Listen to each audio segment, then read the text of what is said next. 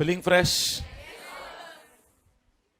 Special contracts जो हम discuss कर रहे हैं, कल हमने कॉन्ट्रैक्ट ऑफ बेलमेंट का डिस्कशन स्टार्ट किया था।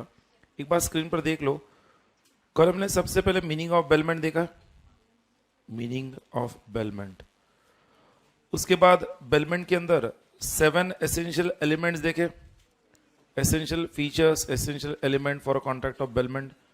वो 7 एलिमेंट सबको क्लियर है? यस और नो? उसके बाद हमने gratuitous bailment and non gratuitous bailment के बीच में डिफरेंस देखा, gratuitous versus non gratuitous. Gratuitous कैसे होता है? विथ कंसिडरेशन, यस और नो? हाँ yes. Gratuitous without consideration, physically present mentally absent. अरे ग्रेचुअस कैसे होता है? Without consideration. Non gratuitous with consideration. उसके बाद हमने ड्यूटीज ऑफ बेली देखे कल। कितने ड्यूटीज देखे? 6। जो 6 ड्यूटीज है बेली के, वही बेलर के क्या है? राइट्स है। They are the rights of bailor. जो 6 ड्यूटीज देखे थे उनमें ड्यूटी नंबर 1 बेली का था टू टेक रीजनेबल केयर। अगर वो रीजनेबल केयर नहीं ले पाता है तो बेली क्या होगा? बेलर को होने वाले लॉस के लिए जिम्मेदार होगा। Then number 2, not to make unauthorized use of the goods. बेली को गुड्स का अनऑथराइज्ड यूज करना नहीं है। Number 3, bailee must return back the goods on expiry. अगर एक्सपायरी के बाद वो कुछ गुड्स को नुकसान होता है तो फिर उस केस में लायबल होगा। Number 4, bailee to return back extra profit from the goods bailed. Extra profit के एग्जांपल सबको क्लियर है? Number 5, bailee not to mix the goods, mixture of goods. अगर मिक्सचर होता है बेलर के कंसेंट से होता है तो मिक्सचर में बेलर बेली दोनों का प्रोपोर्शनेट इंटरेस्ट होगा। अगर मिक्सचर गुड्स का बेलर के कंसेंट के बगैर होता है और वो गुड्स जो मिक्स हुए वो सेपरेट हो सकते हैं तो उस केस में बेली क्या करेगा? सेपरेशन एक्सपेंसेस इनकर करेगा। अगर वो मिक्सचर सेपरेट नहीं हो सकता है तो होने वाला सारा लॉस जो है बेलर का वो कौन कॉम्पेंसेट करेगा? बेली। ये सबको क्लियर है? मिक्सचर ऑफ गुड्स के बाद लास्ट ड्यूटी था not to set up a wrong title. Bailee उस बेलर के गुड्स पर अपना हक, अपना अधिकार जता नहीं सकता है। वो अपने गुड्स कहते हुए उसे क्लेम नहीं कर सकता, ओनरशिप क्लेम नहीं कर सकता। यस और नो? फिर कल मैंने आपको कुछ क्वेश्चन दिए थे जिसमें पहले क्वेश्चन नंबर 11 तो हमने क्लास में डिस्कस किया था। 11 के अलावा क्वेश्चन नंबर 13 हमने क्लास में डिस्कस किया था। यस और नो? 11, 13 क्वेश्चन का आंसर सबको क्लियर है? क्वेश्चन नंबर 14 जो दिया ना, 14 उसे मैं पढ़ता हूं तो it is given over there कि whether A will succeed. Question number 14 में दिया है ए ने अपनी ज्वेलरी बी को बेल किया है। मतलब ए कौन हुआ? बेलर, बी बेली। कंडीशन क्या रखा ए ने? कंडीशन ये रखा है कि बी वो ज्वेलरी कहां पर रखेगा? बैंक के सेफ लॉकर में। ए ने दिया हुआ कंडीशन क्या बी ने फॉलो किया है? नहीं। तो यहां पर बी ने ज्वेलरी अपने खुद के ज्वेलरी के साथ रखा है। जब वहां पर राइट हुए, रिलीजियस राइट, दंगे हुए, तो बी के घर से ज्वेलरी चोरी हो गई जिसमें एक ही भी ज्वेलरी चोरी हो गई। अब क्वेश्चन ये पूछा गया ए ने बी के ऊपर सूट फाइल किया, क्या ए सक्सेड होगा? तो आंसर यस। बेली का ड्यूटी है टू टेक रीजनेबल केयर। और यहां पर जो बेलर ने कहा था रीजनेबल केयर क्या था? बैंक का लॉकर। वो ना होने से होने वाले नुकसान को कौन सफर करेगा? बेली सफर करेगा। यस और नो? कुछ स्टूडेंट यहां पर अपना दिमाग लगाते हैं, सर उसने वो ज्वेलरी अपने खुद के ज्वेलरी के साथ रखी घर में तो उसने प्रॉपर किससे ये लिया ना केयर? नहीं भाई, तुम खुद की ज्वेलरी रास्ते पर रखोगे तो क्या उसकी भी ज्वेलरी रास्ते पर रखोगे? नहीं। What is your duty? It is given in the question. तुम्हारा ड्यूटी क्या था एज अ बेली? बैंक के लॉकर में रखना। You are not taken a proper care, you are liable for the loss. So duty number 1 आएगा। और yes और no? Question number 14 हो गया। 15 क्वेश्चन में अगर आपने क्वेश्चन पढ़ा है सबने, उसमें पूछा है whether Mahesh can be held liable under the provisions of Indian contract act. क्या हुआ था उसमें? सुनील ने अपनी कार महेश को सर्विसिंग के लिए दिया था, करेक्ट? कार सर्विसिंग के लिए रेडी हो गई थी, बट महेश सुनील को कार लौटाता नहीं है कार प्रिपेयर होने के बावजूद भी विद इन रीजनेबल टाइम। जब सुनील महेश को रिमाइंड करता है, महेश उसको कार वक्त पर ना लौटाने की वजह से महेश के एक दिन गैरेज में आग लग जाती है और उसमें वो कार डिस्ट्रॉय हो जाती है।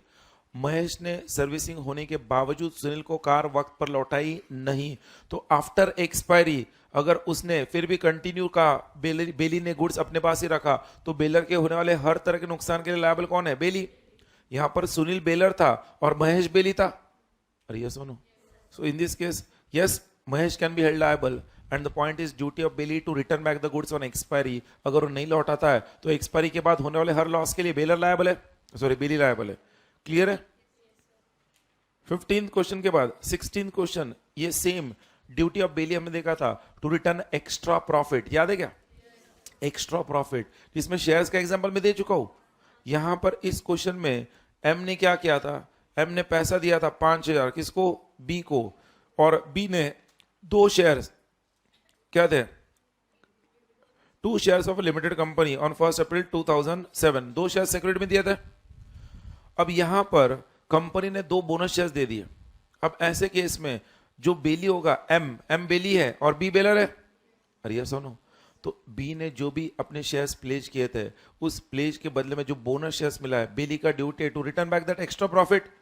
अगर लोन रिपे हो गया है, क्वेश्चन दिया है, B returns the loan, advise B, but M ने क्या किया है? बी को कितने शेयर्स लौटा है? सिर्फ 2 शेयर्स। तो क्या एम का ड्यूटी सही है? नहीं। जो एम बेली था उसका ड्यूटी था बोनस शेयर्स भी देना, तो बी के पास राइट है to recover the bonus shares.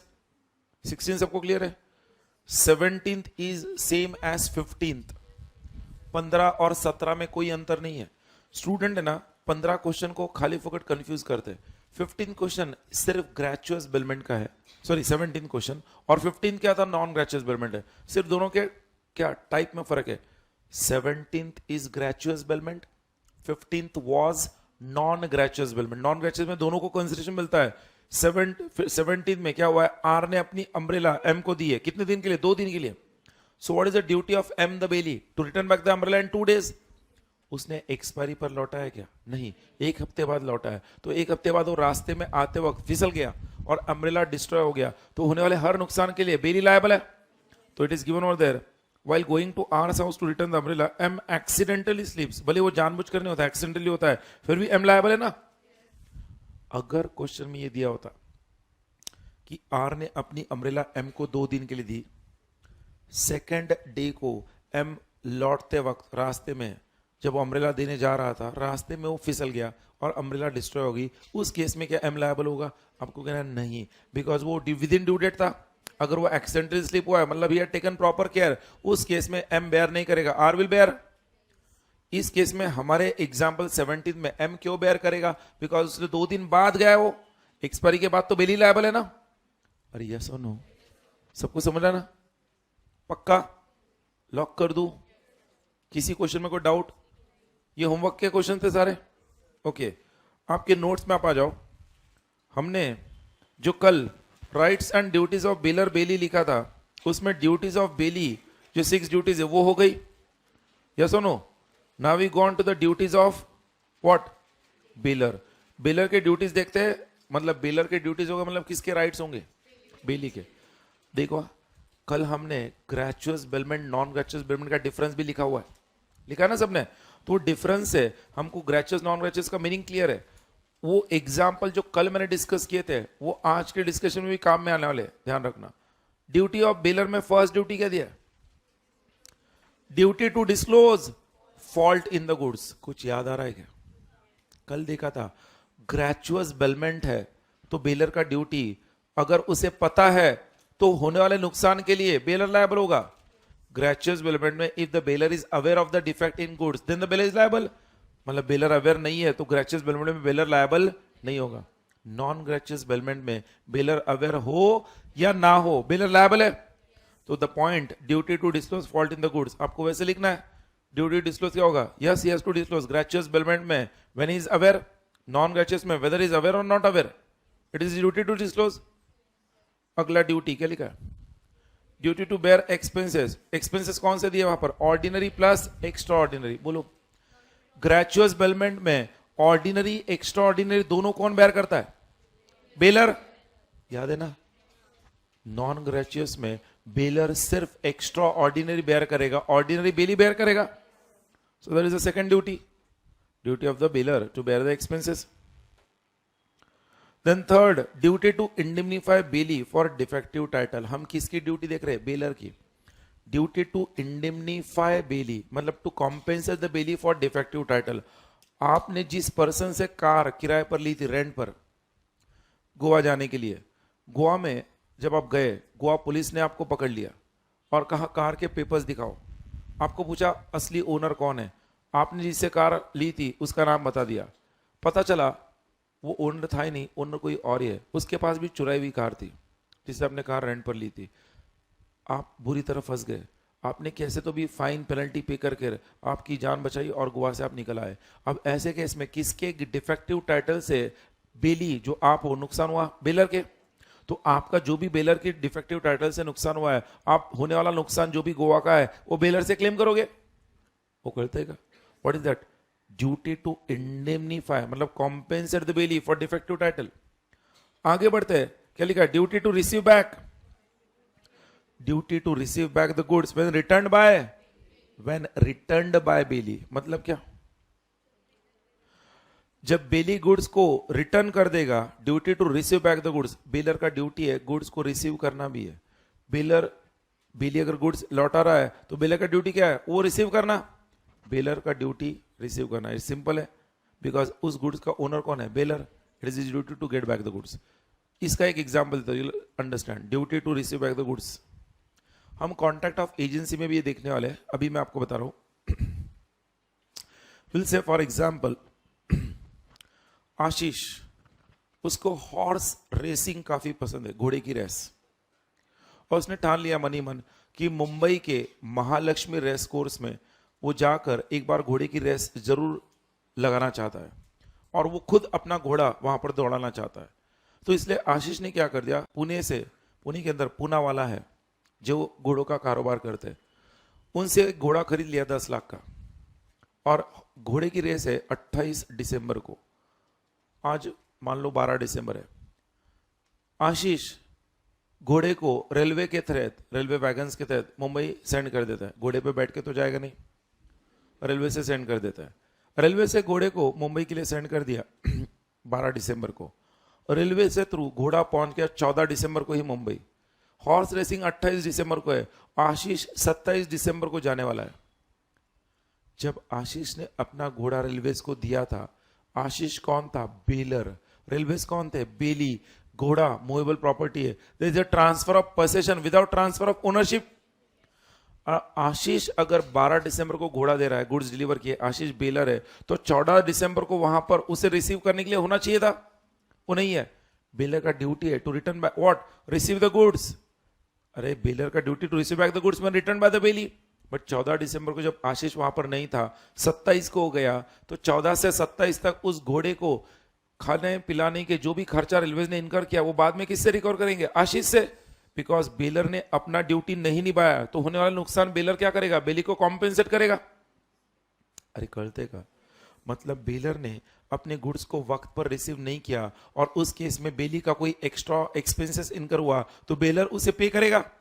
Is it? सबको समझा? सेम वे हम गाड़ी सर्विसिंग का भी कहते हैं कि आपने गाड़ी सर्विसिंग के लिए दी, गैरेज मालिक ने आपको कहा कल शाम में गाड़ी आकर लेके जाओ, बट आज ही शाम को आपको किसी कारणवश आउट ऑफ स्टेशन जाना पड़ा. महीने भर तक आप आउट ऑफ स्टेशन रहे, महीने भर बाद आप आए, गाड़ी उसने ऑलरेडी कह दिया लेकर जाओ. लेट गाड़ी रिसीव किसने नहीं की? बेलर आप थे. आपने गाड़ी को रिसीव नहीं किया इन टाइम. इस केस में अगर उसका कोई खर्चा इनकर हुआ होगा गाड़ी को पार्क करने का, प्रॉपर एरिया में सेफ्टी सिक्योरिटी करने का, तो वो आपका खर्चा रिकवर कर सकता है. अरे कर सकता है कि नहीं? That is it. बेलर के ड्यूटी सबको समझ रहा है. अब मुझे बोलो, ये जो बेलर के ड्यूटीज है, ये बेली के राइट्स कैसे होंगे? लास्ट ड्यूटी जो दिया है उसमें बेली का राइट क्या आएगा? मैं आपको बताया अभी. बेलर ने अगर रिसीव नहीं किया गुड्स को तो बेली का राइट होगा, होने वाला नुकसान वो बेलर से रिसीव करेगा, कॉम्पेंसेट कराएगा.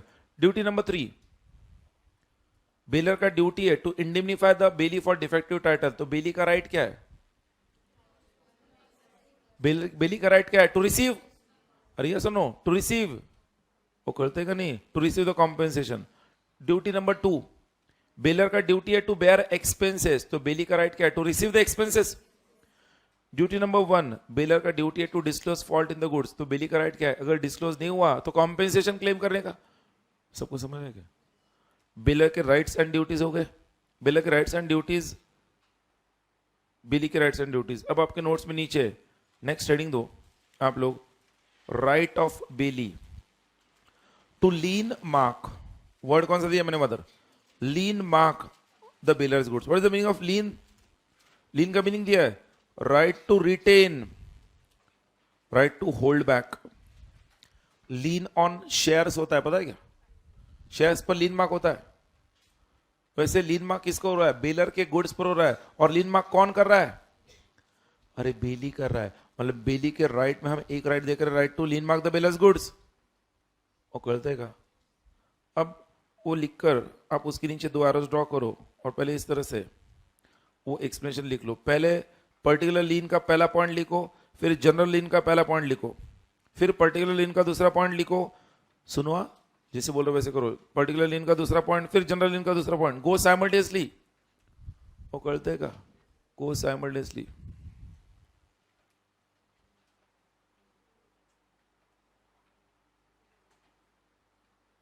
हेडिंग दे दिया ना सबने? हेडिंग दिया ना? Very good.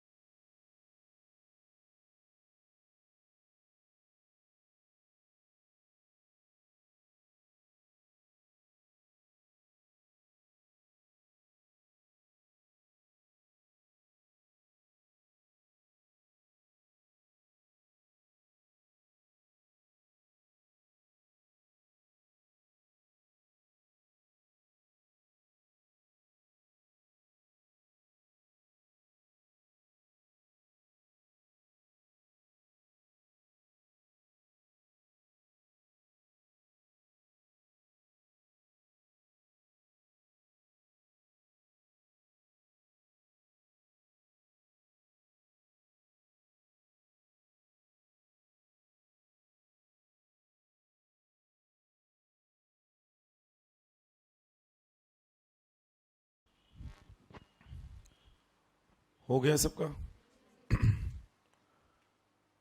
मैं पहले इसको एक्सप्लेन नहीं कर रहा हूं पहले आपको लिख कर दे रहा हूं, सो दैट लिखते वक्त आपको कुछ समझता है कि नहीं देख लो। अगर आपने आपके सेंसेस को इंटैक्ट रख के लिखा है ना, मतलब सोच समझ कर लिखा है, कट कॉपी पेस्ट नहीं किया है, तो आपको काफी बातें पर्टिकुलर लीन और जनरल लीन में समझ में आ जाएगी। हाँ, बट उसके लिए जोश और होश दोनों होना जरूरी है। जोश तो है, बट होश है कि नहीं देखना है।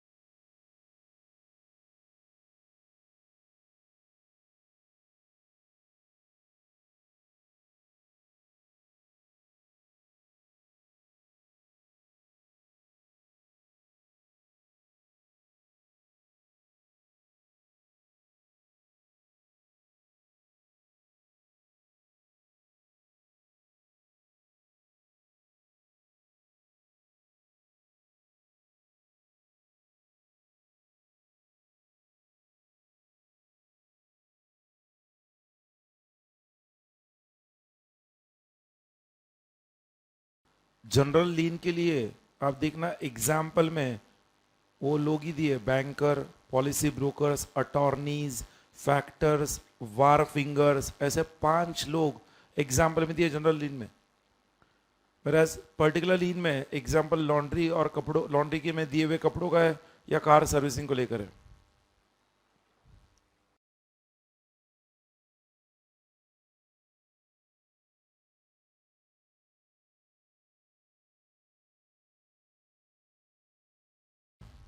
लीन का मतलब क्या? Right to hold, right to retain, अपने पास ही रखना।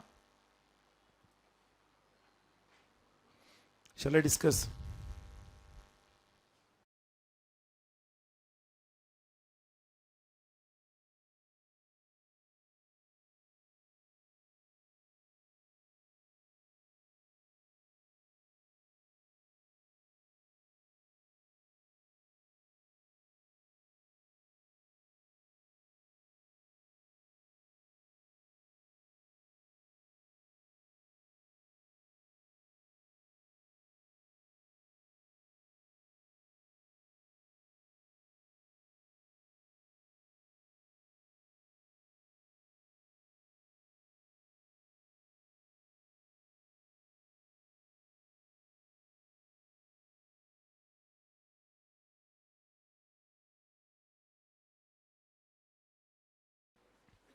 अगर कुछ रह गया तो बाद में कंप्लीट कर लो, फर्स्ट कॉन्सेंट्रेट।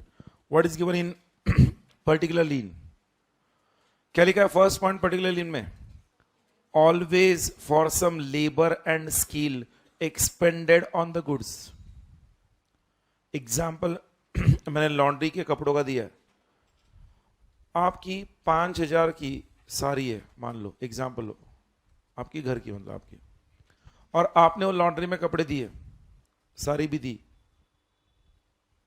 सारी धुल के आ गई, ड्राई क्लीन होके आ गई, आप गए, आपके पास पैसा नहीं थे उस वक्त, आपने उसे कह दिया एक काम करो साड़ी मुझे दे दो, मैं आपको कल परसों पैसे देता हूँ, क्योंकि आपका पहला ट्रांजैक्शन है उधर। उन्होंने कहा एक काम करो साड़ी रहने दो, जब पैसे आएंगे तब आ जाना, साड़ी लेके जाना। क्या उनके पास ये राइट है? यस। कपड़े लॉन्ड्री में दिए थे, तो उस केस में लॉन्ड्री के अंदर जो लेबर और स्किल स्पेंड हुआ उस साड़ी को ड्राई क्लीन कराने के लिए, वो लेबर और स्किल स्पेंड करने के बाद जब तक वो ड्राई क्लीनिंग चार्जेस रिसीव नहीं करते, भले ही ड्राई क्लीन चार्जेस 100 रुपए, साड़ी का कीमत 5,000 है, तो भी वो साड़ी के ऊपर लीन मार्क कर सकते हैं, बिकॉज आप बेलर थे और वो बेली था। वो लॉन्ड्री का जो ओनर था वो बेली था, आप बेलर थे। There was a transfer of position without transfer of ownership. Sari का ड्राई क्लीनिंग करने के लिए जो लेबर और स्किल स्पेंड हुआ है, ध्यान रखना, पर्टिकुलर लीन सिर्फ और सिर्फ स्पेंड किए हुए लेबर और स्किल के लिए होगा, उससे ज्यादा किसी और के लिए नहीं होगा। इसलिए आप देखो पर्टिकुलर लीन में लिखा है always for some labour and skill expended. फिर सेकंड पॉइंट दिया है only such goods, only such goods for which the above is done, मतलब जो गुड्स आपने जिसके लिए लेबर स्किल स्पेंड किया था उसी गुड्स को आप लीन मार्क कर सकते हो। मैंने जब गाड़ी सर्विसिंग के लिए दिया, गाड़ी का कीमत 10 लाख था, गाड़ी के सर्विसिंग चार्जेस 10,000 थे, बट मैं उसे कहता हूं कि मेरे पास अभी पैसा नहीं है, वो गैरेज मालिक गाड़ी को रख सकता है अपने पास, बिकॉज उसके पास कौन सा राइट है? राइट ऑफ पर्टिकुलर लीन। गाड़ी के सर्विसिंग के लिए लेबर और स्किल स्पेंड हुआ ना, तो that is the second point, वो कर देगा। ऐसा सिर्फ पर्टिकुलर लीन में है, जनरल लीन में नहीं। जनरल लीन में आप किसी भी गुड्स पर लीन मार्क कर सकते हो जो उस बेलर के बेली के पास है। सुन लो कैसे, मैं आपको एग्जांपल दे रहा हूं। आपने आईसीआईसीआई बैंक से लोन लिया, पर्सनल लोन। पर्सनल लोन के लिए कोई सिक्योरिटी नहीं होता है। आईसीआईसीआई बैंक से जब पर्सनल लोन लिया, कोई सिक्योरिटी नहीं था, उसी आईसीआईसीआई बैंक में आपका सेविंग्स अकाउंट है, सेविंग्स। उसी आईसीआईसीआई बैंक के कुछ शेयर्स है, आपके पास शेयर्स भी है। उसी आईसीआईसीआई बैंक के अंदर आपका लॉकर भी है, सेफ्टी वॉल्ट, पता है ना लॉकर। आपने पर्सनल लोन को रीपे करने के लिए डिफॉल्ट कर दिया। अगर आपने अब डिफॉल्ट कर दिया, आईसीआईसीआई बैंक के पर्सनल लोन को कोई सिक्योरिटी नहीं था, बट फिर भी इंडिया में जो बैंकर्स है उनको जनरल लीन का राइट है, जनरल लीन। अगर आपने पर्सनल लोन को डिफॉल्ट कर भी दिया तो आईसीआईसीआई बैंक आपके सेविंग्स अकाउंट को फ्रीज कर देगा। आईसीआईसीआई बैंक आपके जो शेयर्स थे आईसीआईसीआई बैंक के, उसके ऊपर जनरल लीन एक्सरसाइज कर देगा। सेविंग्स अकाउंट पे होगा, शेयर्स पर होगा, लॉकर पर होगा, और आपको बोल देगा जब तक आप पर्सनल लोन रीपे नहीं करते हो, आप बैंक अकाउंट से पैसा विड्रॉ नहीं कर सकते हो, शेयर्स को बेच नहीं सकते हो। मतलब जनरल लीन एक बेलर के हर उस गुड्स पर एक्सरसाइज कर सकता है जो पहले से ही बेली के पोजीशन में है, कस्टडी में है, पहले से ही, डिफॉल्ट होने से पहले। मैंने इस एग्जांपल में आपको कहा कि जब पर्सनल लोन डिफॉल्ट करना था उससे पहले ही आपके पास सेविंग्स अकाउंट था, शेयर्स था। देखो जनरल लीन का मतलब हमने समझा है किसी भी गुड्स पर बेली राइट एक्सरसाइज कर सकता है, बट इसका मतलब ये नहीं कि मान लो एक पर्सन है जो बेलर, वो कुछ अपने ड्यूज बेली के पे नहीं करता है, तो बेली 10-15 गुंडे बेचकर बेलर के शॉप से सारे गुड्स लेकर आता है अपने पास और कहता है general lien, I have general lien. चलेगा क्या? बेली ऐसा जनरल लीन एक्सरसाइज नहीं कर सकता। बेली जनरल लीन कौन से गुड्स पर एक्सरसाइज कर सकता है? जो ऑलरेडी उसके पास पोजीशन में है। तो अब इसलिए पहला पॉइंट पढ़ो, जनरल में क्या दिया? Bailee has the right only against those goods belonging to the bailor which are, अरे बोलो, which are already in custody of bailee, already उसके कस्टडी में। Such right can be exercised for recovery of any dues, particularly में क्या था? Only for labour और skill, वो करते का। एंड देन पॉइंट नंबर 3, पढ़ने से पहले समझो क्या दिया वो। इंडिया में वही 5 कैटेगरी के लोग हैं जिनके पास जनरल लीन का अधिकार लॉ में ही दिया है, स्टैट्यूट में। इन 5 लोगों को स्टैट्यूट ने ही जनरल लीन दिया है, और इन 5 के अलावा किसी और को जनरल लीन चाहिए तो उसने क्या करना होगा? स्पेसिफिक एग्रीमेंट करना होगा, तभी उसे जनरल लीन मिलेगा, वरना मिलेगा नहीं। ये 5 लोग कौन है जिनको पहले से ही बाय डिफॉल्ट राइट है? उसमें नंबर 1 बैंक्स है, नंबर 2 पॉलिसी ब्रोकर्स है, मतलब इंश्योरेंस कंपनीज, नंबर 3 अटॉर्नीज है, मतलब court of law, number 4 factors है, फैक्टर्स मतलब ये एजेंट्स होते हैं, एजेंट्स, फैक्टर्स। आपने सेल ऑफ गुड्स एक्ट में फैक्टर, डेल क्रेडिटर, एजेंट ऐसा पढ़ा होगा ना? अरे पढ़ा है कि नहीं? फैक्टर्स एजेंट्स होते हैं, उनको कुछ गुड्स के बदले में या कुछ रिकवरी के बदले में कमीशन दिया जाता है, तो फैक्टर्स के पास जनरल लीन होता है। And last number 5 wharfingers. Who are wharfinger? Again you have studied sale of goods act में वार फिंगर्स सर्टिफिकेट पढ़े ना? Wharfingers certificate, document of title to goods, अरे bill of lading, railway receipt, wharfinger कहां पे होता है? Port area में होता है, समंदर किनारे, पोर्ट एरिया में जब गुड्स आते हैं शिप से तो वार फिंगर सर्टिफिकेट लगता है। वार फिंगर के ड्यूज है आपके कुछ, तो ड्यूज को रिकवर करने के लिए वार फिंगर क्या कर सकता है? आपके किसी भी गुड्स पर लीन मार्क कर सकता है। तो कितने लोगों के पास जनरल लीन है? 5। इनके अलावा किसी और को चाहिए तो स्पेसिफिक एग्रीमेंट करना होगा। जनरल लीन, पर्टिकुलर लीन में डिफरेंस समझा है? लीन का मतलब क्या है? To retain. और ऐसा right of lien contract of bailment में किसके पास है? बेली के पास है। हम बेली के राइट देख रहे ना? अरे ड्यूटीज ऑफ बेलर हमने देखे ऊपर, ड्यूटीज ऑफ बेलर में मतलब राइट्स ऑफ बेली, तो उसी राइट ऑफ बेली में एक्स्ट्रा राइट है। अरे सुनो, बेली के पास और एक राइट है, ये लीन मार्क तो देखा है, और एक राइट है बेली के पास, और वो कब होगा? जब बेली एक फाइंडर ऑफ गुड्स होगा। कब होगा? Finder of goods. Finder of goods में क्या बेलमेंट होता है? कल देखा है हमने, होता है। और वो कौन सा टाइप ऑफ बेलमेंट होता है? Implied contract. अरे याद है कि नहीं? फाइंडर ऑफ गुड्स में बेली के पास कैसे राइट्स होंगे वो देखने से पहले मैं आपको एक क्वेश्चन पूछता हूं, सोच समझ कर आंसर देना। आपका 5 लाख का घड़ी खो गया, जस्ट अज्यूम, और वो घड़ी मुझे मिल गया, ये भी अज्यूम करो। घड़ी बंद कंडीशन में था। 5 लाख का घड़ी होता है बोला क्या? ये सबको पता है ना, रैडो वॉच और ये सारे वॉचेस। अब वो घड़ी बंद कंडीशन में मुझे मिला, मैंने उस घड़ी को देखा, मैं खुश हो गया, बट देखा घड़ी बंद था।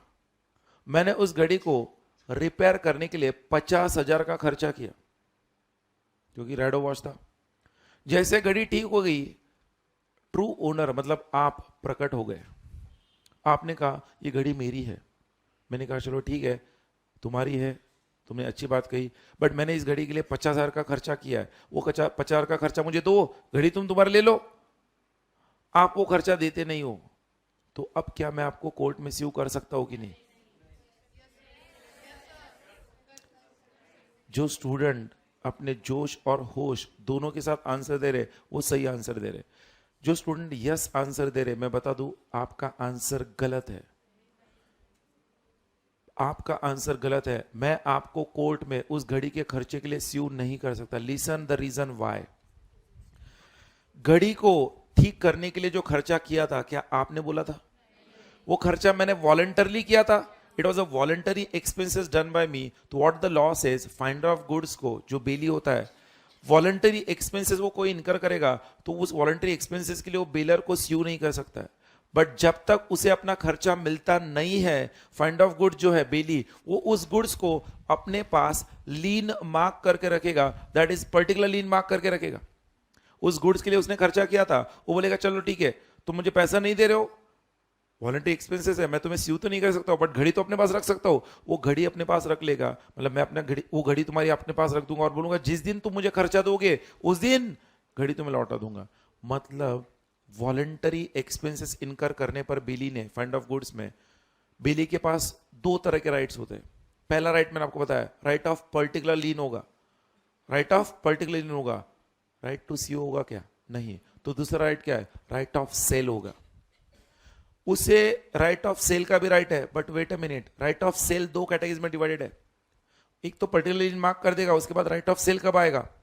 जो गुड्स बेली ने फाइंड किए, वो गुड्स अगर पेरिशेबल गुड्स है, पेरिशेबल, तो बेली के पास राइट है उस गुड्स को इमीडिएटली बेचने का और अपना खर्चा रिकवर करने का। पेरिशेबल है ना? बट अगर गुड्स नॉन पेरिशेबल है तो गुड्स सिर्फ पर्टिकुलरली मार्क करेगा, उस गुड्स को तब तक बेच नहीं पाएगा जब तक उस गुड्स के ऊपर का खर्चा टोटल खर्चे के, टोटल गुड्स के वैल्यू के 2/3 ना हो। गुड्स का जो वैल्यू है उसका 2/3 वैल्यू जितना खर्चा नहीं होता है, तब तक बेली उस नॉन पेरिशेबल गुड्स को बेच नहीं सकेगा। तो राइट ऑफ सेल में पेरिशेबल है, नॉन पेरिशेबल है। घड़ी नॉन पेरिशेबल है, तो घड़ी का खर्चा 50,000 था, घड़ी की कीमत 5 लाख थी। ऐसे केस में मैं उस घड़ी को बेच नहीं सकता हूं तब तक जब तक मेरा टोटल खर्चा 2/3 ना हो। अगर घड़ी की कीमत क्या है? 70,000 है। कितना? 70,000। और मैंने उस घड़ी पर 50 खर्चा किया है, 2/3 है, उससे ज्यादा है, मैं अपने एक्सपेंसेस रिकवर करने के लिए घड़ी को बेच सकता हूं। सबको समझ है? मैंने फाइंडर ऑफ गुड्स के लिए पहला पॉइंट बताया, सिर्फ एक पॉइंट बताया। फाइंड ऑफ गुड्स जब कोई वॉलंटरी एक्सपेंसेस करेगा, वॉलंटरी एक्सपेंसेस के लिए फाइंडर के पास कितने राइट्स है? दो। बोलो पहला राइट। पहला right, right of particular lien. दूसरा right, right of sale. Sale में दो राइट, पहला पेरिशेबल, दूसरा नॉन पेरिशेबल। पेरिशेबल रहा तो इमीडिएटली, नॉन पेरिशेबल रहा तो when at least 2/3 of the value of the goods expenses हो। Listen, कहानी में ट्विस्ट। आप सबने कॉन्ट्रैक्ट एक्ट में पढ़ा है, रूल्स एज टू ऑफर में, ignorance of offer is not an offer. पढ़ा है कि नहीं?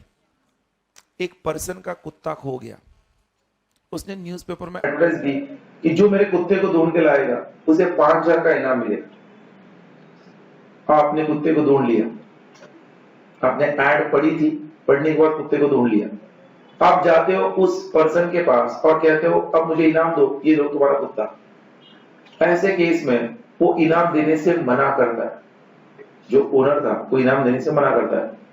अब आप क्या उस कुत्ते के ओनर को स्यू कर सकते हो कोर्ट में?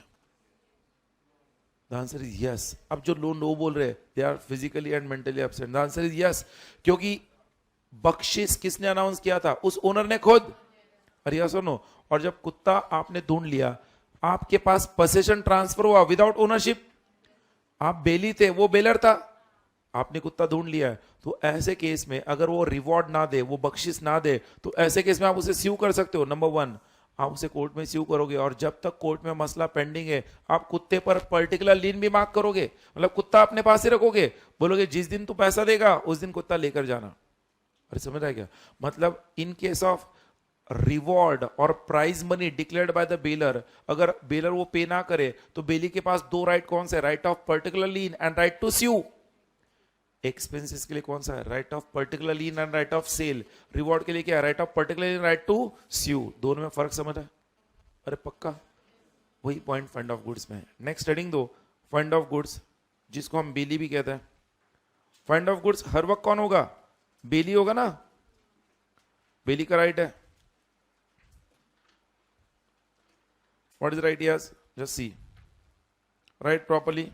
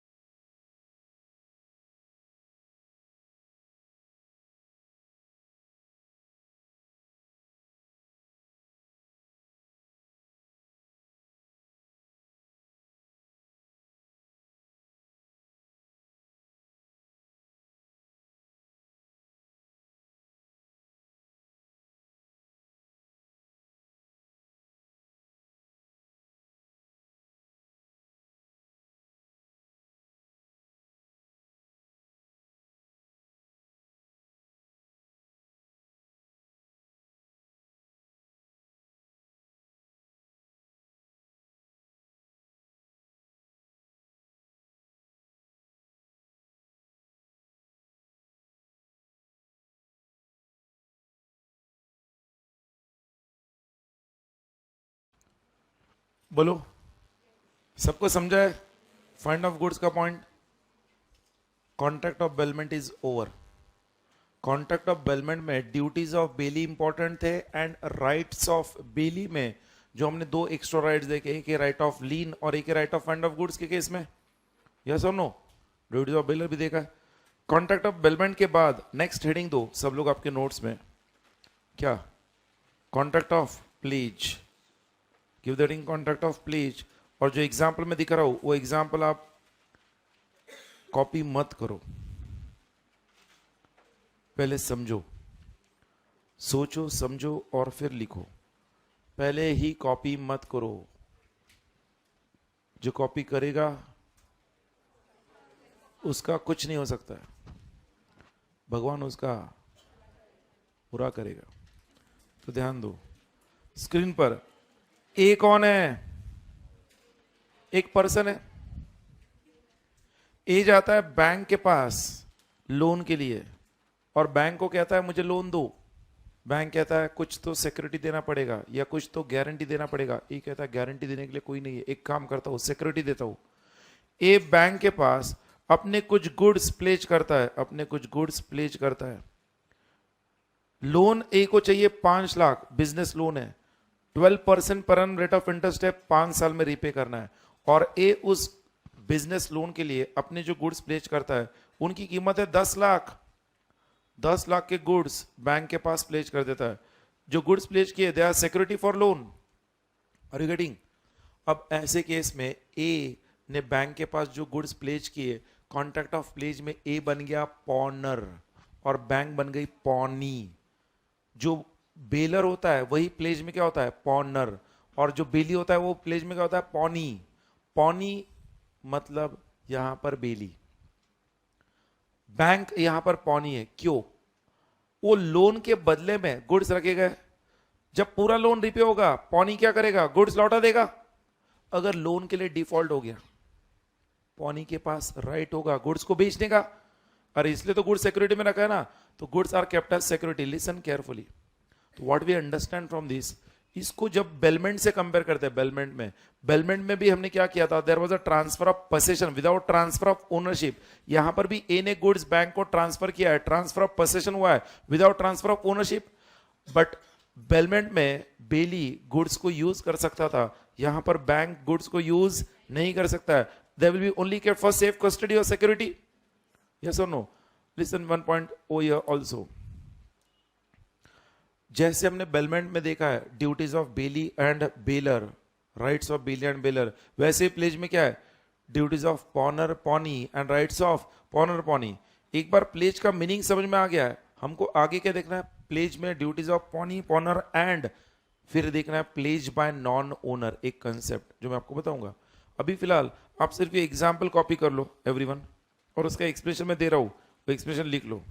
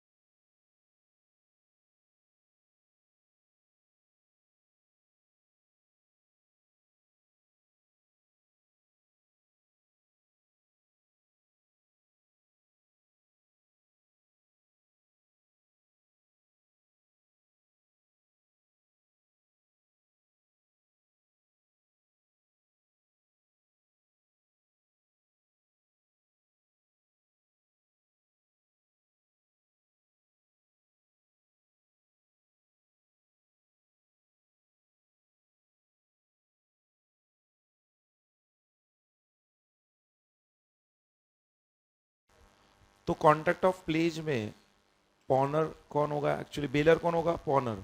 एंड बेली कौन होगा? पॉनी। सिर्फ नाम बदला है, रिश्ता वही है, सिर्फ सोच नहीं है। यहां पर पॉनर पॉनी है, वहां पर बेलर बेली था। I hope you get it. Next उसके नीचे आप हेडिंग दो, rights of pony oblique duties of पॉनर। But natural, जो पॉनी के राइट्स होंगे वो पॉनर के क्या होंगे, ड्यूटीज। और पॉनी के राइट्स कितने दिए वहां पर, 4। पहला राइट क्या है, राइट ऑफ लीन। पॉनी के पास राइट क्या है, राइट ऑफ लीन। दूसरा, right to extra ordinary expenses. तीसरा, right to sell the goods. चौथा, right to sue.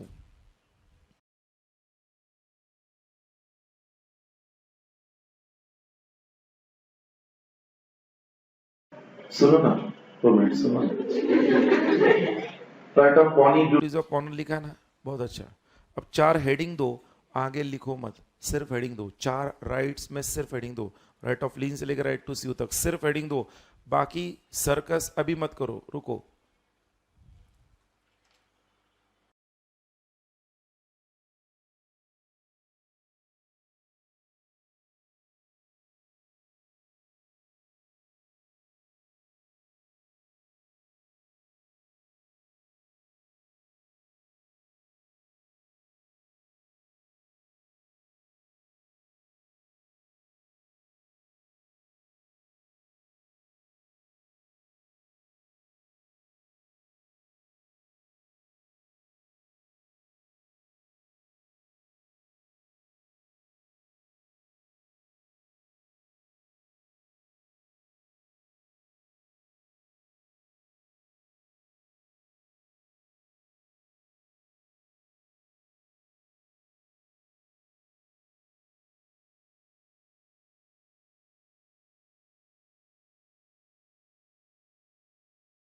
Listen very carefully now please, one by one. अगले 4 पॉइंट जो दिए राइट्स ऑफ पॉनी के चारों, उसके एग्जांपल्स में दे रहा हूं, वन बाय वन वो समझो, उसके बाद लिखोगे तो ज्यादा बेटर समझेगा।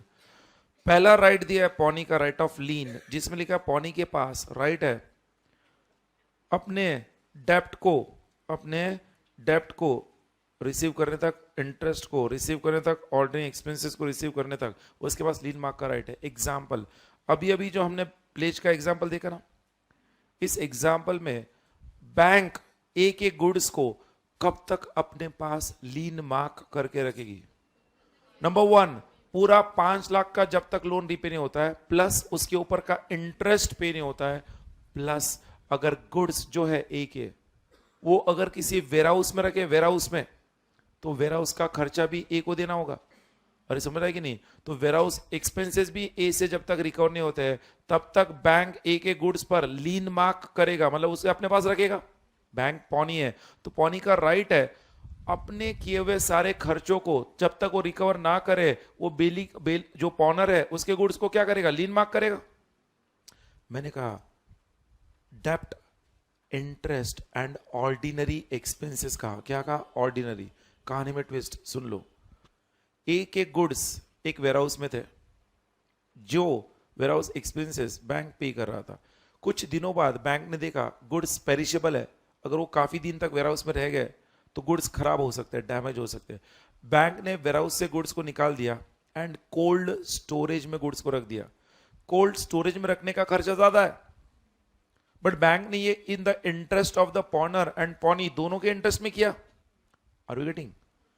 ए ने लोन रीपे कर दिया, इंटरेस्ट भी पे कर दिया, और वेयरहाउस का जो चार्जेस था उतना चार्जेस दे दिया। कोल्ड स्टोरेज और वेयरहाउस के बीच का जो डिफरेंस अमाउंट था चार्जेस का, वो ए ने नहीं दिया।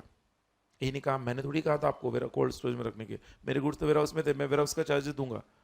अब ऐसे केस में जो कोल्ड स्टोरेज और वेयरहाउस के चार्जेस का बीच का जो डिफरेंस है, उसके लिए अब बैंक जो पॉनी है क्या उस गुड्स पर लीन मार्क कर सकती है कि नहीं? The answer is no.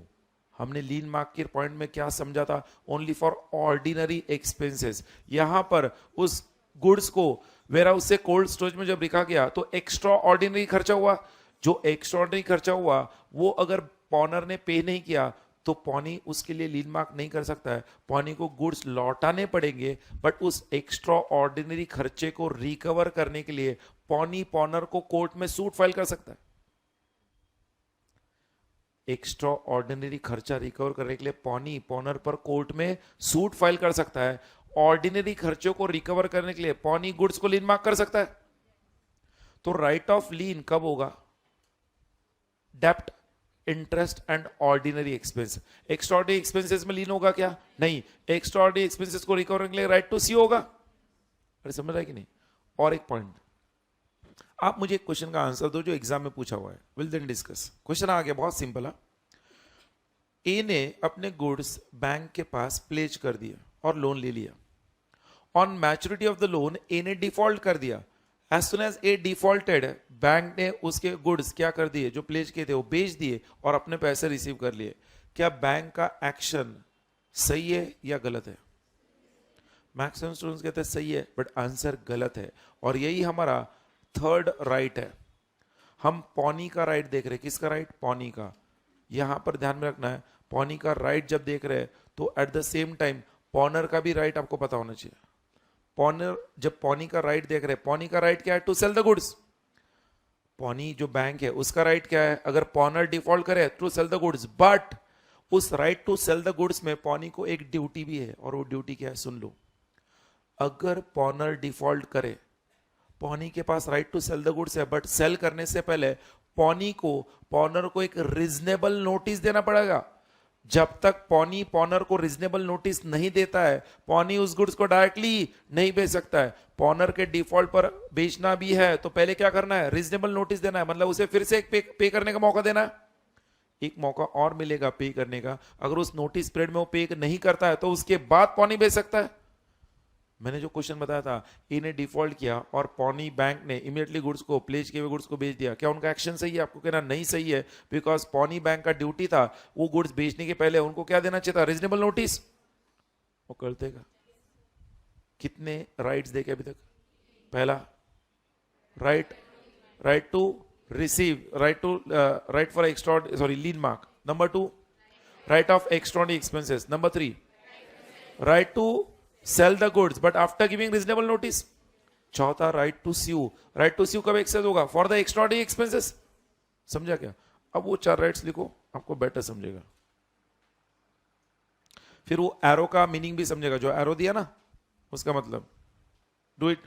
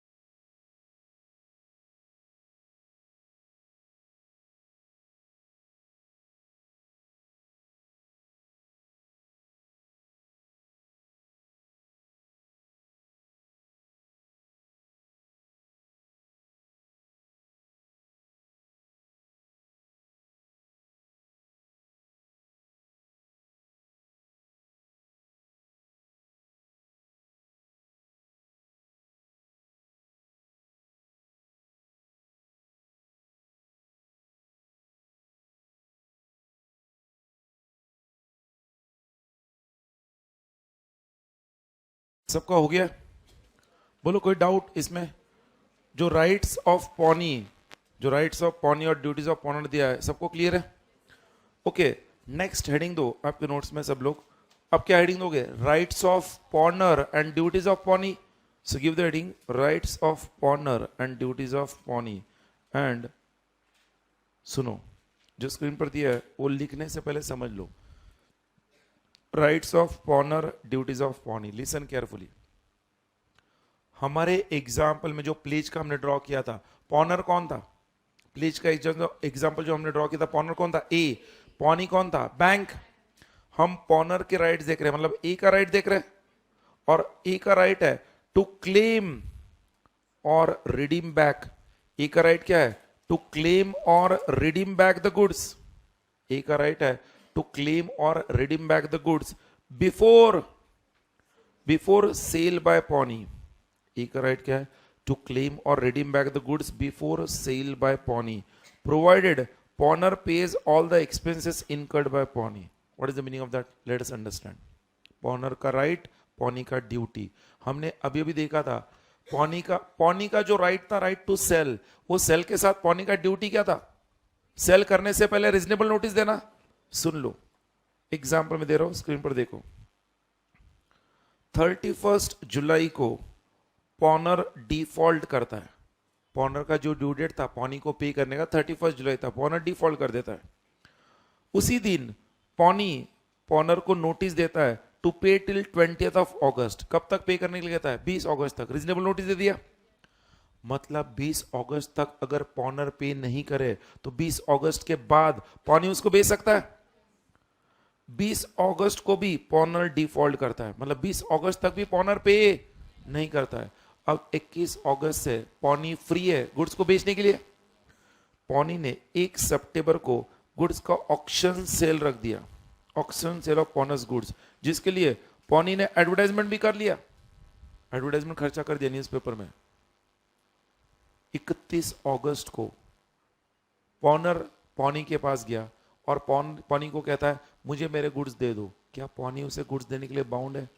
Answer is yes. वही राइट हम देख रहे हैं पॉनर का वही राइट हम देखने वाले। सुन लो, पॉनी उस केस में उसे गुड्स देने के लिए बाउंड है, बट इस केस में पॉनी बोलेगा गुड्स चाहिए तो जितना भी खर्चा मैंने किया है वो सारा खर्चा पे करो, तुम्हारे ड्यूज पे करो, लेके जाओ गुड्स। 1 सितंबर को ऑक्शन सेल स्टार्ट हो गया। अब क्या पॉनर के पास राइट है to receive back? Yes, because auction sale is complete on the fall of a hammer.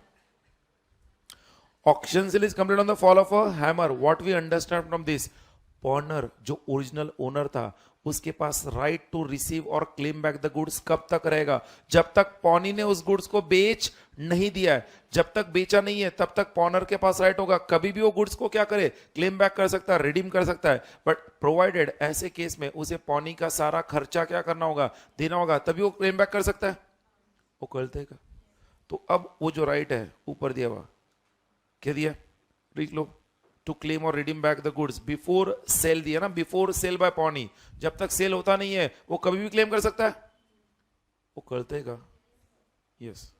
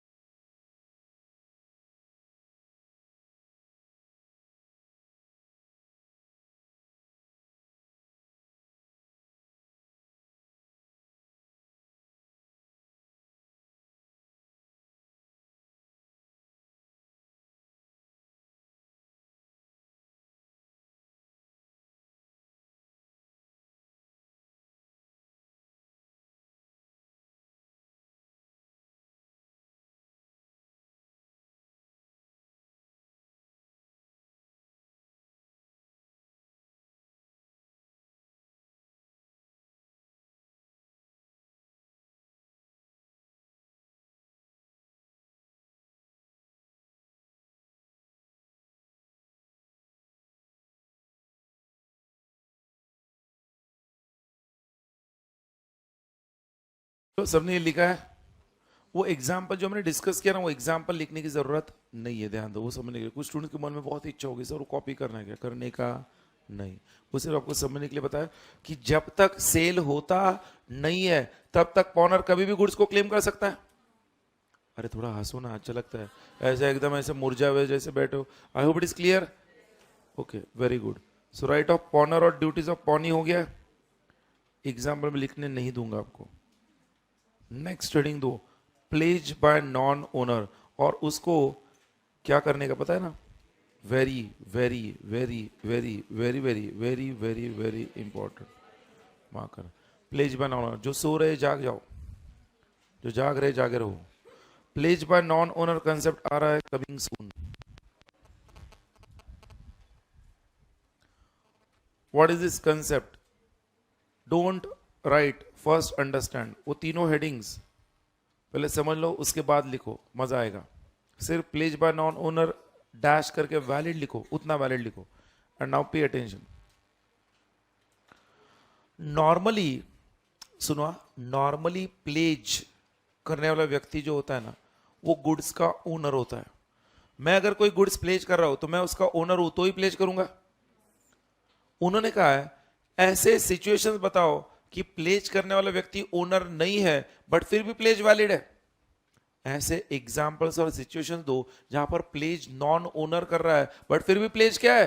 Valid है। मैंने आपको जो बैंक वाला एग्जांपल दिया था, ए ने अपने गुड्स बैंक के पास प्लेज किए थे, ही वाज द ओनर। अब हम ऐसे एग्जांपल्स देख रहे हैं, प्लेज करने वाला व्यक्ति ओनर नहीं है, प्लेज करने वाला व्यक्ति। पहला सिचुएशन दिया है, by a person having limited interest in the goods. क्या लिखा है? Person having limited interest in the goods. So see on the screen, वो एग्जांपल में बता रहा हूं। यहां पर इस एग्जांपल में एक्स कौन है? अरे एक्स कौन है? पॉनर। वाई कौन है? पॉनी। एक्स के पास अपनी ज्वेलरी है जिसकी कीमत कितनी है? 1 लाख। एक्स को 20,000 रुपए की जरूरत है, सिर्फ 20,000। एक्स वाई के पास जाता है और अपनी 1 लाख की ज्वेलरी वाई के पास प्लेस कर देता है और 20,000 का वाई से लोन ले लेता है। वो 20,000 भी एक्स दे नहीं पाता है, इंटरेस्ट उस पर हो जाता है 2,000। तो टोटल ड्यूज वाई को कितने आने? एक्स से 22,000। एक्स दे नहीं पाता है, एक्स दे नहीं पाता है। वाई के पास ऑप्शन है कि एक्स को रीजनेबल नोटिस दे, ज्वेलरी को बेच दे और उसके बाद पैसा रिकवर करे। बट वाई रीजनेबल नोटिस देने के बजाय, उसे बेचने के बजाय, वाई क्या करता है? उसी ज्वेलरी को जेड के पास प्लेज कर देता है। वाई उस ज्वेलरी को जेड के पास प्लेज कर देता है। वाई बन जाता है पॉनर, जेड बन जाता है पॉनी। ज्वेलरी की कीमत 1 लाख थी बट वाई जेड से एग्जैक्टली 22,000 रिकवर करता है। उस ज्वेलरी का एक्चुअल ओनर कौन था? एक्स। बट यहां पर जेड के पास प्लेज किसने किया? वाई ने। क्या वाई ओनर था? नहीं। Pledge is by non owner, pledge non owner से किया है बट फिर भी यहां पर ये प्लेज वैलिड है। क्यों वैलिड है? बिकॉज जितना वाई का इंटरेस्ट था, लिमिटेड इंटरेस्ट 22,000, उतना ही उसने प्लेज किया। मतलब एक नॉन ओनर जिसका उस गुड्स में लिमिटेड इंटरेस्ट होगा, जितना लिमिटेड इंटरेस्ट है उतने के लिए प्लेज किया, प्लेज वैलिड है।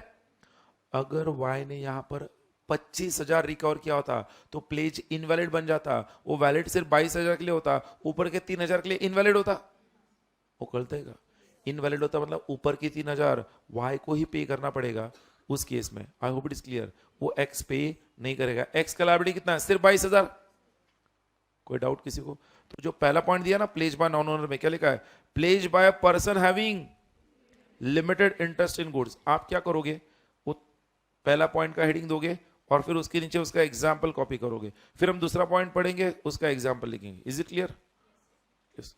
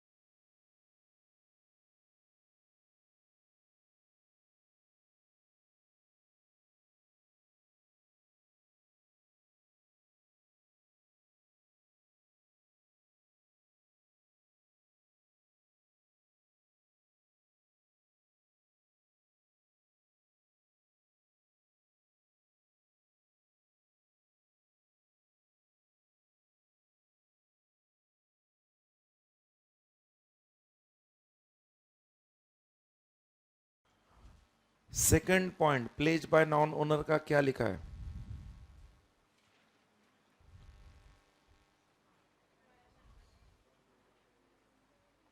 जिनका कंप्लीट हो गया है एटलीस्ट वो लोग तो बोल सकते हैं क्या लिखा है? Pledge by a mercantile agent. Mercantile agent again goods का ओनर होता है क्या? नहीं। उस गुड्स का ओनर कौन था? प्रिंसिपल। प्रिंसिपल के गुड्स अगर एजेंट ने गिरवी रख दिए, प्रिंसिपल से आए हुए गुड्स एजेंट ने प्लेज कर दिए, एजेंट गुड्स का ओनर नहीं था, बट फिर भी एजेंट ने प्लेज किए हुए गुड्स वैलिड होगा, बिकॉज एजेंट नॉन ओनर भले ही है, वो प्रिंसिपल के मर्जी से एजेंट के पास आए, वो कर देगा। प्लेज बाय नॉन ओनर का वो सेकंड एग्जांपल देख लो आप स्क्रीन पर। See on the screen what is there? P from Pune has a agent A in Mumbai. P अपने एजेंट को कुछ गुड्स बेचता है मुंबई शॉप के लिए। अब एजेंट जो मुंबई में है उसको मुंबई के शॉप का खर्चा, रोज का खर्चा, वर्किंग कैपिटल इनकर करने के लिए कुछ पैसों की जरूरत है। ए बी पी को कहता है भैया पैसा दो, गुड्स तो बेच दिया बट शॉप को चलाएंगे कैसे, कुछ पैसा तो भेजो। पी कहता है एक काम करो, तुम्हारे पास जो मैंने गुड्स भेजे, ए को कहता है वो 1 साल का स्टॉक है, 1 साल का इन्वेंट्री है, सारा तो एक साथ लगेगा नहीं, तुम क्या करो, कुछ गुड्स को बैंक के पास प्लेज कर दो, short term working capital loan लो, शॉर्ट टर्म लोन। जैसे जैसे गुड्स का सेल होगा वैसे वैसे लोन को रीपे करो। अरे ये सुनो, ए कहता है ठीक है मुझे कोई दिक्कत नहीं। ए जाता है बैंक के पास, बैंक के पास पी के वो गुड्स जो ए के पास आए थे वो प्लेज कर देता है। अब क्या उस गुड्स का ओनर ए था? नहीं, ए was not the owner, but फिर भी ए क्या बन जाएगा? पॉनर, और बैंक बन जाएगा पॉनी। जो ए ने प्लेज किया वो वैलिड है, बिकॉज मर्केंटाइल एजेंट ने जो प्लेज किया है वो ऑर्डिनरी कोर्स ऑफ बिजनेस में किया है, प्रिंसिपल के कंसेंट से किया है, वो कर देगा। So just write down that second example.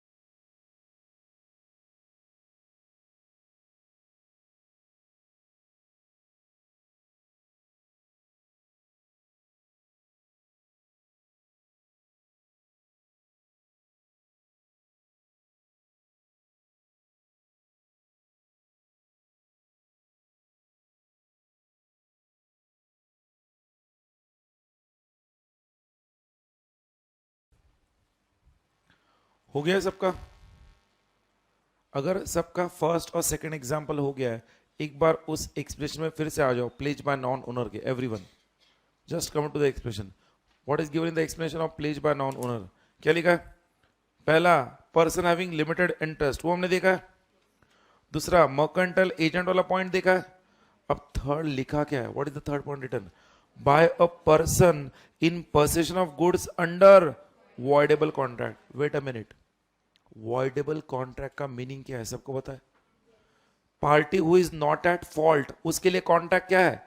Voidable है, मतलब वो कभी भी चाहे तो कॉन्ट्रैक्ट को कैंसिल कर सकता है और अपने डैमेजेस क्लेम कर सकता है। यस और नो? लिसन नाउ, बहुत ही इंटरेस्टिंग एग्जांपल है इसका। एक पर्सन वॉइडेबल कॉन्ट्रैक्ट के गुड्स अपने पास होल्ड कर रहा है और वो प्लेज करेगा ओनर ना होते हुए, तो प्लेज वैलिड कैसे है?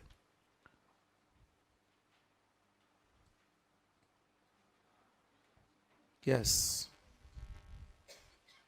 शाहरुख खान नाम का एक व्यक्ति था, बड़ा ही बुरा व्यक्ति था। वो बिल्कुल भी देश के लिए और देश के प्रति उसका कोई प्यार नहीं था, बट जाने दो। शाहरुख खान नाम का एक व्यक्ति था, वो व्यक्ति एक दिन अपने सर पर गुड्स लेकर रास्ते से जा रहा था, जस्ट इमेजिन, और उसके जो सर पे गुड्स रखे हुए थे, उस गुड्स के अंदर कीमती हीरे रखे हुए थे। रास्ते में उस वक्त वहां पर सलमान खान नाम का एक व्यक्ति बैठा हुआ था। वो शाहरुख को देखता है, सर पे उसके कुछ गुड्स है। सलमान खान शाहरुख को बंदूक दिखाता है, बोलता है अगर जान प्यारी है तो चुपचाप से गुड्स मेरे हवाले कर और यहां से चलता बन। शाहरुख डर जाता है। सलमान कहता है देख, मैंने लॉ नीलम कुमार भंडारी सर से पढ़ा है, तू गुड्स भले मुझे दे दे, बट मैं तुझे ये गुड्स का डॉक्यूमेंट ऑफ टाइटल मेरे नाम से करने का क्या कर रहा हूं, तुम्हें फोर्स कर रहा हूं।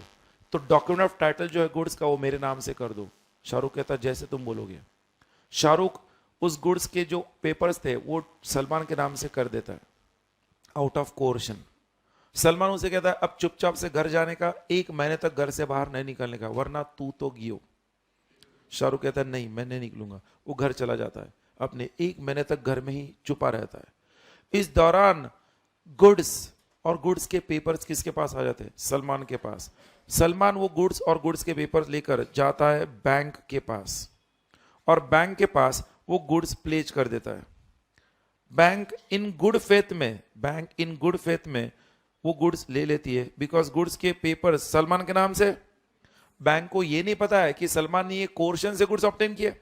बैंक ने गुड फेथ में क्या कर दिया, बोलो, पेपर्स ले लिए, लोन दे दिया सलमान को। इस केस में सलमान ने किया हुआ प्लेज जो था, सलमान पॉनर था। क्या सलमान उस गुड्स का एक्चुअल ओनर था? नहीं। सलमान नॉन ओनर होते हुए भी ये प्लेज वैलिड है। क्यों वैलिड है? बिकॉज सी दैट सलमान ने शाहरुख को क्या कहा था, 1 महीने तक घर से बाहर निकलने का नहीं। शाहरुख के ऊपर कोर्शन हुआ था। आप सबने पढ़ा है कॉन्ट्रैक्ट एक्ट में शुरू में कि अगर कोर्शन होता है तो जिस व्यक्ति के साथ कोर्शन हुआ है वो चाहे तो कॉन्ट्रैक्ट को कैंसिल करके डैमेजेस क्लेम कर सकता है। बट शाहरुख ने ऐसा नहीं किया, वो घर जाके बैठ गया 1 महीने तक। मतलब शाहरुख चाहे तो इसका कंप्लेंट करके कॉन्ट्रैक्ट को रिसाइन कर सकता था, बट शाहरुख ने कॉन्ट्रैक्ट को कैंसिल करने से पहले ही सलमान ने क्या कर दिया, गुड्स को बैंक के पास प्लेज कर दिया। वो गुड्स जो सलमान के पोजीशन में थे। और यस और no, what does the law says, please see below. एक वॉइडेबल कॉन्ट्रैक्ट में, वॉइडेबल कॉन्ट्रैक्ट अगर रिसाइन नहीं हुआ है, अगर वो कैंसिल नहीं हुआ है on the date of pledge, जिस दिन सलमान ने प्लेज किया था, क्या उस दिन तक शाहरुख ने उसे कैंसिल किया था? नहीं। एक voidable contract on the date of pledge अगर कैंसिल नहीं हुआ है, एंड जो पॉनी है उसने गुड फेथ में क्या किया, एक्ट किया है, देन बोलो, the point you must know, उस केस में जो कॉन्ट्रैक्ट ऑफ प्लेज हुआ है वो प्लेज वैलिड प्लेज माना जाएगा। आई रिपीट, प्लेज यहां पर वैलिड क्यों हुआ? 2 बातें। प्लेज के दिन शाहरुख ने कॉन्ट्रैक्ट को रिसाइंड नहीं किया था। नंबर 2, प्लेज जिस बैंक के पास किया गया उस बैंक ने गुड फेथ में एक्ट किया, ये सोचकर कि पॉनर इज द ओनर। यस और नो, ये दोनों कंडीशन होते हैं। पॉनी ने गुड फेथ में एक्ट किया तो उस केस में प्लेज क्या होगा, वैलिड होगा, even though Salman is the non owner. Point जो हमने ऊपर लिखा था, what is the point? Pledge by non owner में लिखा था by a person in possession of goods under voidable contract. Who was our person? Salman. वो करता है तो अब लिखो नोट्स में नीचे, एग्जैक्टली उतना ही लिखो, जितना मैंने बताया उतना ही लिखो।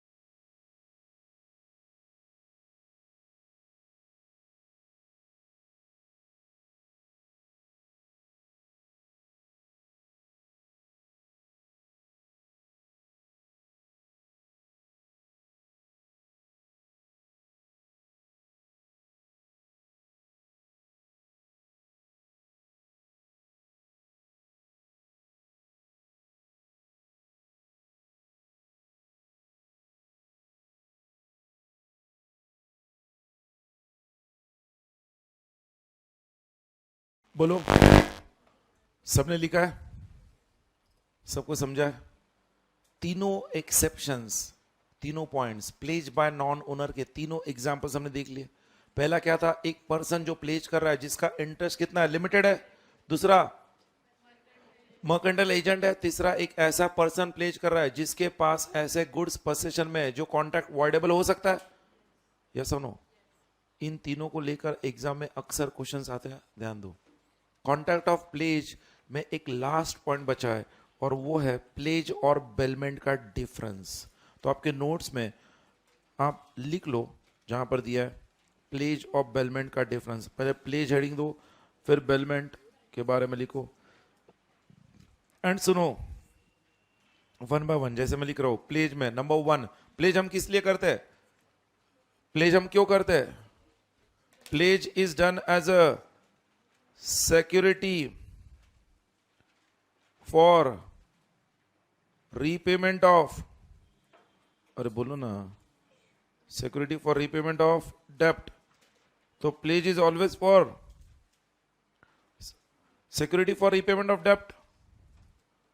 बेलमेंट में हम कहते हैं transfer of position without transfer of ownership. हम कहेंगे आगे for any purpose, for any purpose, मतलब बेलमेंट किसी पर्पज के लिए होगा। पर्पज हम वहीं पर लिखेंगे, example safe custody, comma job work, comma use etcetera. वो करते का प्लेज में वो कंपलसरी किसके लिए होगा? सिर्फ सिक्योरिटी के लिए होगा। सिक्योरिटी प्लेज में वो सिर्फ सिक्योरिटी के लिए होगा, वेराज बेलमेंट में किसके लिए होगा? For any purpose. बेलमेंट किसके लिए होगा? For any purpose. अरे समझ रहा है क्या? देन नंबर 2, प्लेज में जो पार्टीज है उन्हें क्या कहते हैं? पॉनर। अरे बोलो, पॉनी। बेलमेंट क्या कहते हैं? बेलर, बेली। हालांकि दोनों वन एंड द सेम है। देन बोलो,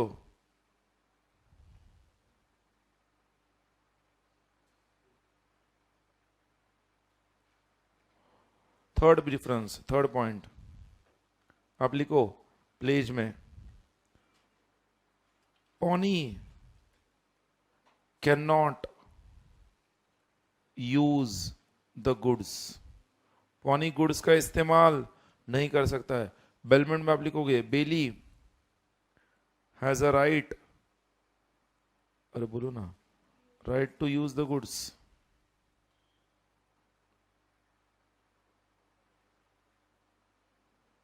लिखा है ना। फोर्थ डिफरेंस, प्लेज में pawnee can sell the goods if the pawner defaults, if the pawner defaults, comma by giving reasonable notice। reasonable notice देने के बाद पॉनी गुड्स को बेच सकता है ना। बेलमेंट में बेली कभी भी गुड्स को बेच नहीं सकता है, एक्सेप्ट वन एक्सेप्शन। कोई बोलेगा क्या? बेलमेंट में बेली गुड्स को बेच नहीं सकता है, accept in only one situation बेच सकता है, फाइंडर ऑफ गुड्स। तो आप लिखो बेलमेंट में bailee can not sell the goods except, लिखो एक्सेप्ट एक ही सिचुएशन में कर सकता है, वो है आप लिखो finder of goods, finder of goods लिखा। देन प्लेज में पॉइंट नंबर 5 आप लिखो, last point very important, important लिखो पॉइंट नंबर 5 को, जिसके लिए हम ये डिफरेंस दिख रहे हैं। पॉइंट नंबर 5 में आप लिखो ये वाला पॉइंट। फोर्थ पॉइंट हो गया सबका? अच्छा लिखो फोर्थ पॉइंट लिखो सब लोग। इन अ कॉन्ट्रैक्ट ऑफ प्लेज, जिनका हो गया है लिखो, मैं डिक्टेट कर रहा हूं। In a contract of pledge comma, pawners can have special possession of the property. Owner can have special possession of property placed. Special possession of property placed. And pawnee can have only special interest. And pawnee can have only special interest in the property. And pawnee can have only special interest in the property. जैसे screen पर दिया लिखा 5th point में. pawnee can have only special interest in the property. Bracket में ऐसे pledge को हम क्या कहते हैं लिखना, उसको कहते हैं प्लेज बाय कंस्ट्रक्टिव डिलीवरी. क्या कहते हैं? Pledge by constructive delivery. कैसे कंस्ट्रक्टिव हुआ है? नॉर्मल प्लेज में पॉनी के पास क्या होता है? पोसेशन. एंड पॉनर के पास क्या होता है? ओनरशिप. यहां पर क्या हो रहा है? पॉनर के पास क्या है? अरे पॉनर के पास क्या है? पोसेशन है. पोसेशन पॉनर के पास है. पॉनी के पास ओनरशिप भी नहीं है. पॉनी के पास सिर्फ स्पेशल इंटरेस्ट है. Special interest in the property. सुनो, नॉर्मली अगर हम कहते हैं गोल्ड लोन, तो गोल्ड हम बैंक में प्लेज करते हैं. बैंक के पास गोल्ड होगा, हमारे पास ओनरशिप होगा. प्लेज में एक ऐसा सिचुएशन भी हो सकता है जहां पर जो पॉनर है उसी के पास पोसेशन है, पॉनी के पास सिर्फ स्पेशल इंटरेस्ट है. ऐसा प्लेज भी वैलिड प्लेज माना जाएगा. और वो प्लेज होता है pledge by constructed delivery. What is it? Listen carefully. इसका केस स्टडी है, हम बाद में क्वेश्चंस में भी है, बट ये सुप्रीम कोर्ट का केस है. सुन लो. एक मल्टीप्लेक्स थिएटर, सबको पता है, थिएटर में मूवी दिखाने के लिए प्रोजेक्टर जरूरी है. प्रोजेक्टर. एक मल्टीप्लेक्स थिएटर ओनर ने क्या कर दिया, एक प्रोजेक्टर खरीद लिया, नया न्यू प्रोजेक्टर, और उसने वो प्रोजेक्टर बैंक के पास गिरवी रख दिया, न्यू प्रोजेक्टर, और बैंक से लोन लिया. अब अगर बैंक के पास प्रोजेक्टर गिरवी रख दिया, प्रोजेक्टर के जितने भी एक्सेसरीज थे वो भी गिरवी रख दिए, और बैंक से लोन लिया, प्रोजेक्टर वो बैंक के पास रख नहीं सकता है, बिकॉज प्रोजेक्टर अगर बैंक के पास चला गया तो पिक्चर क्या दिखाएगा. तो उसने बैंक को क्या कह दिया, ये प्रोजेक्टर मैं आपके पास गिरवी रख रहा हूं, बट इस प्रोजेक्टर का जो पोसेशन है वो मेरे पास ही रखता हूं, बट इस प्रोजेक्टर का जो पेपर है ना, टाइटल डीड्स पेपर, वो मैं आपके पास रखता हूं. आपके पास इस प्रोजेक्टर के ऊपर स्पेशल इंटरेस्ट रहेगा, बिकॉज ओनरशिप पेपर आपके पास है, पोसेशन मेरे पास है. मैं इस प्रोजेक्टर को होल्ड करूंगा मेरे पास, और मैं आपका लोन रीपे करूंगा. अगर मैं डिफॉल्ट कर दूं लोन रीपे करने के लिए, आप जब बोलोगे तब मैं आपको ये प्रोजेक्टर क्या कर दूंगा, सौंप दूंगा, बिकॉज पेपर्स तो आपके पास है. मतलब I will be holding the projector on your behalf. I will be holding the projector on your behalf, because आपने लोन दिया. इस प्लेज को भी वैलिड कॉन्ट्रैक्ट ऑफ प्लेज माना गया है. और ऐसे केस में प्लेज कैसे हुआ है? By constructive delivery. हमने देखा है कंस्ट्रक्टिव डिलीवरी में क्या होता है, there is a change in, बोलो, change in ownership without change in possession. Possession पहले भी मल्टीप्लेक्स थिएटर वाले के पास था प्रोजेक्टर का, अभी भी उसके पास है. उसने सिर्फ इंटरेस्ट किसे पास ऑन किया है? बैंक को. वो करते का सबको समझा. बट अब बेलमेंट में लिखो उसी के अपोजिट. बेलमेंट में 5th पॉइंट में आप लिखो, in bailment comma bailee must have possession of goods. मतलब बेलमेंट तभी वैलिड होगा जब बेली के पास क्या है? गुड्स का पोसेशन है. अगर बेली के पास गुड्स का पोसेशन नहीं है तो बेलमेंट कभी भी वैलिड नहीं होगा. बट प्लेज में पॉनी के पास गुड्स का पोसेशन नहीं है, सिर्फ स्पेशल इंटरेस्ट है, तो भी प्लेज वैलिड है ना. मैंने आपको एग्जांपल क्या दिया इसका, मल्टीप्लेक्स थिएटर का. सबको समझा? पक्का. Contract of pledge is over. अगर आप देखोगे जो क्वेश्चंस पेंडिंग है प्लेज ऑफ बेलमेंट में, मुझे बोलो कौन सा क्वेश्चन पेंडिंग है? Question number 12 and question number 18. Question number 12 और 18 मैं आपको होमवर्क के लिए दे रहा हूं सबको. 12th एंड 18 आप होमवर्क के लिए करोगे. 12th और 18 सुनो, 12th और 18 डायग्राम के साथ करना है, प्रॉपर डायग्राम ड्रॉ करना है. जो स्टूडेंट इन दोनों क्वेश्चंस का प्रॉपर डायग्राम ड्रॉ करेगा, एक्सप्लेनेशन लिखेगा, proforma, provisions, facts of the case, comment, conclusion में दोनों के आंसर जिसके सही होंगे उसको मेरी तरफ से डेयरी मिल्क मिलेगा. दोनों क्वेश्चन, ये हकीकत बोलो, फैक्ट, ये दोनों क्वेश्चन बहुत चैलेंजिंग है. डरो मत वर्चुअल स्टूडेंट्स, आप मुझे बोल देना, मैं आपको भिजवा दूंगा। दोनों क्वेश्चन के आंसर्स आपके सही आने चाहिए, बट दोनों क्वेश्चंस के करोगे ना, दोनों के आंसर सही आए, गारंटी आपको डेयर मिल्क दूंगा। बट एक important point before we stop for the day, आज हमने क्या कहां से स्टार्ट किया हमारा जर्नी? We started first with duties of bailer, correct? Bailee तो कल हो गया था, होमवर्क के क्वेश्चन डिस्कस किए, ड्यूटीज ऑफ बेलर देखा। ड्यूटीज ऑफ बेलर में हमने बेलर के जो ड्यूटीज देखे, उसमें उसके पास ड्यूटी है to return back the goods, to receive back the goods, to disclose default in the goods, to bear the expenses in the goods, yes or no, to indemnify the bailey for any loss due to defective title, ऐसे duties देखे baler के। उसके बाद हमने बेली के right में एक right देखा, राइट ऑफ लीन। बेली के पास राइट ऑफ लीन में पर्टिकुलर लीन देखा, जनरल लीन देखा, दोनों में डिफरेंस देखा। पर्टिकुलर लीन उन्हीं गुड्स पर होता है जिसके लिए एक्सपेंसेस, लेबर और स्किल होंगे।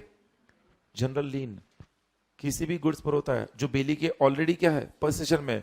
इंडिया में जनरल लीन कौन एक्सरसाइज कर सकता है? 5 तरह के लोग, number 1 bankers, number 2 policy brokers, number 3 wharfingers, okay, attorneys, number 4 factors, number 5 wharfingers. इन पांचों के अलावा किसी और को एक्सरसाइज करना है, specific agreement. Right of general lien के बाद हमने देखा था right of finder of goods. पहला voluntary expenses, number 1 right of particular lien, right of sale. Perishable goods है इमीडिएटली, नॉन पेरिशेबल है at least 2/3 of the expenses. Then right to बोलो, right for reward उस केस में, right of particular lien and right to sue reason of finder के case में। वहां पर contract of bailment complete हो गया। We started contract of pledge. Pledge में हमने देखा है पार्टीज पॉनर पॉनी कहलाते हैं। प्लेज और बेलमेंट का डिफरेंस अभी अभी लिखा है। प्लेज के अंदर जो राइट्स ऑफ पॉनी था उसमें हमने देखा था एक्स्ट्रा ऑर्डिनरी एक्सपेंसेस को रिकवर करने के लिए पॉनी गुड्स पर लीन मार्क नहीं कर सकता है, उसे सीव कर सकता है। बट डेप्ट, इंटरेस्ट और ऑर्डिनरी एक्सपेंसेस के लिए लीन मार्क कर सकता है। पॉनी के पास गुड्स को बेचने का राइट है, बट बेचने से पहले रीजनेबल नोटिस देना है। पॉनर के पास राइट है, वो कभी भी अपने गुड्स को क्लेम कर सकता है तब तक जब तक पॉनी ने उसे बेचा नहीं है, प्रोवाइडेड उस केस में उसे एक्स्ट्रा एक्सपेंसेस जो भी पॉनी ने इनकर किया वो पे करना है। यस और नो? उसके बाद हमने देखा pledge by non owner. Non owner में पहला प्लेज है pledge by person having limited interest, दूसरा pledge by mercantile agent and तीसरा pledge by person who was in position of the goods which are under voidable contract. और उसके लिए 2 condition है। Condition number 1, the contract is not rescinded on the date of pledge, and number 2, the pawnee acts in good faith. ये दोनों satisfy होते हैं तो ही वो प्लेज वैलिड है। उसके बाद लास्ट डिफरेंस जो लिखा है प्लेज ऑफ बेलमेंट का, उसमें हमने देखा है प्लेज में पॉनर के पास सिर्फ पॉनर के पास पोजीशन रह सकता है, पॉनी के पास सिर्फ स्पेशल इंटरेस्ट रहेगा। बेलमेंट में ऐसा हो नहीं सकता। बेलमेंट में कंपलसरी बेली के पास क्या होना चाहिए? पोजीशन, तभी बेलमेंट वैलिड है। That's all. क्वेश्चन नंबर 12 और 18 होमवर्क के लिए दिया है। Do it properly. Have a nice day. Thank you.